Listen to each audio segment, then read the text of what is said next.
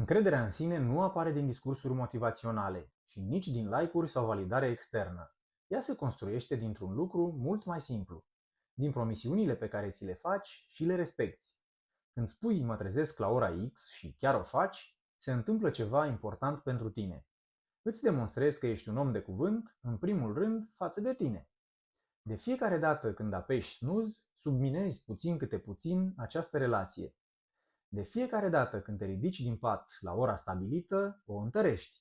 În timp, acest obicei face mai mult decât să-ți ordoneze diminețile. Îți schimbă imaginea despre tine. Începi să te percepi ca pe cineva pe care te poți baza. Iar respectul de sine nu e altceva decât asta. Încrederea că vei face ce ai spus că vei face. Zi după zi, dimineață după dimineață. Ce s-ar schimba în viața ta dacă ai deveni răspunzător față de tine și te-ai trezi la aceeași oră în fiecare dimineață?